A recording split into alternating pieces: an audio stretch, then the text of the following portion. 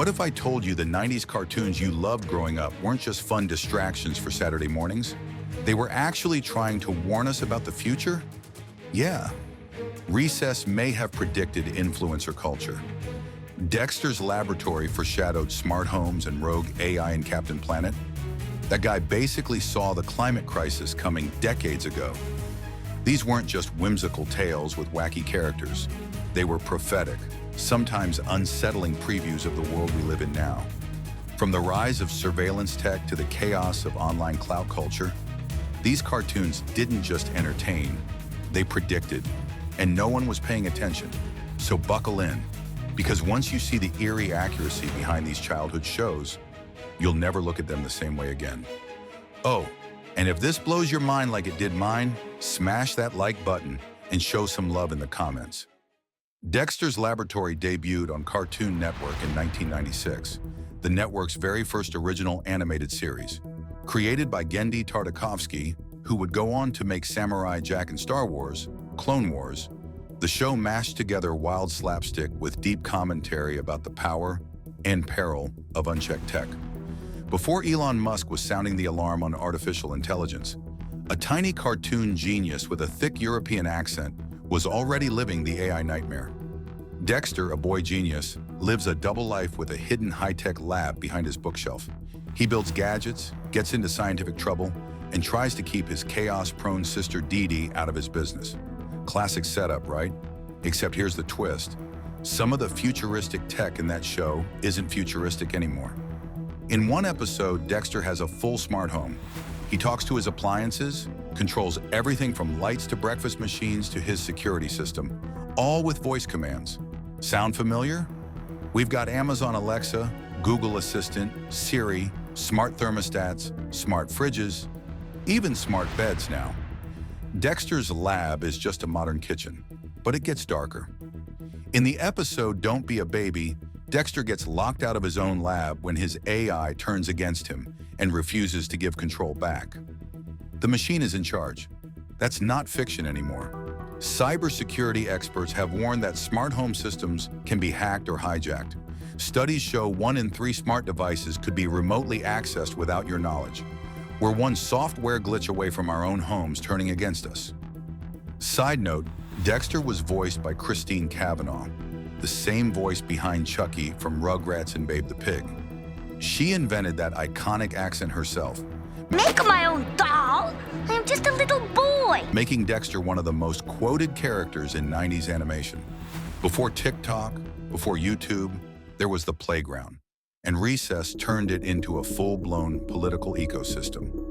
Recess premiered in 1997 as part of Disney's Saturday morning block. Created by Paul Germain and Joanne Solibahir, the same team behind Rugrats, it brought us something different, a world where kids ruled themselves, like a mini society. You had a king, King Bob, a fashion elite, the Ashleys, enforcers, and social hierarchy all packed into one elementary school. Sound familiar? Recess was basically a blueprint for influencer culture before we knew what that was. One episode, The New Kid, shows a student rising to legendary status, not because of anything he did, but because of the rumors that spread around him. He had a vibe, and that was enough. It's exactly how someone can go viral today over a random moment or a catchy look. Another episode, The Ratings Game, introduces a system where every student is assigned a score, dictating their popularity, influence, and social value. Sound eerily like TikTok's algorithm or Black Mirror. Even Gretchen's little PDA predicted smartphones before they existed. She used it for data, instructions, and emotional support. That's basically an iPhone with anxiety. And fun fact, the voices of TJ and Vince were child actors. TJ was played by Ross Malinger, Tom Hanks' son in Sleepless in Seattle. Vince was Ricky Deshawn Collins, who also voiced Tucker Foley and Danny Phantom. Also, the Recess Gang made a cameo in Lilo and Stitch, the series. Yeah, technically, they're canon in the Disney animated universe. Before climate change was an everyday headline, before billionaires started blasting off into space while Earth burned, there was Captain Planet. Premiering in 1990, Captain Planet and the Planeteers wasn't subtle. Created by media mogul Ted Turner, this show was a warning siren disguised as a superhero cartoon. 5 teens are given elemental rings: earth, fire, wind, water, and heart.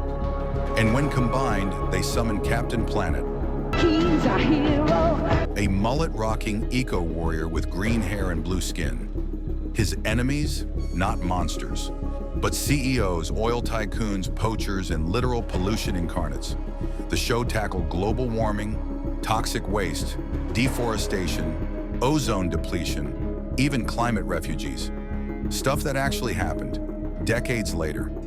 Episodes like Smog Hog saw entire cities evacuated from pollution. Sound familiar? Delhi, Beijing, and California have all issued air quality alerts in recent years. Population Bomb warned about food shortages and overpopulation. Gorillas will be missed forecast the extinction crisis. And they weren't guessing. Captain Planet consulted with real environmental scientists to get their facts right. It even partnered with schools to promote recycling and conservation. And yes, Captain Planet was voiced by David Coburn. But the cast was wild. Whoopi Goldberg voiced Gaia. LeVar Burton, Meg Ryan, Jeff Goldblum. They all showed up. This wasn't just a cartoon. It was activism, wrapped in blue spandex. In 1993, executive produced by Steven Spielberg, came a cartoon that broke all the rules. Animaniacs. Equal parts slapstick chaos, Broadway musical, and biting Hollywood satire. Animaniacs was ahead of its time. Way ahead. Yakko, Wakko, and Dot lived in the Warner Brothers water tower and unleashed pure mayhem. But beneath the jokes was razor-sharp social commentary. In one iconic sketch, the trio enters the internet in the early 90s. They're instantly overwhelmed by pop-up ads, instant messages, digital chaos. It was an uncanny look at where the internet was headed, long before we lived in that reality. They poked fun at fame addiction, attention-seeking, and screen obsession. Long before TikTok was even a glimmer in some algorithm's eye. They also tackled cancel culture before it had a name. Animaniacs constantly walked the tightrope of adult humor hidden in kid-friendly animation. When things got risque, Yakko would smirk at the camera and say, "Good night, everybody." Good night, everybody. I hear they can be a real pain in the neck. Goodbye, everybody. It was self-aware, meta, and knew exactly how far it could push the envelope. The reboot in 2020 leaned into all this even harder, satirizing influencers, reboots, and censorship. But it was the original that planted the seeds.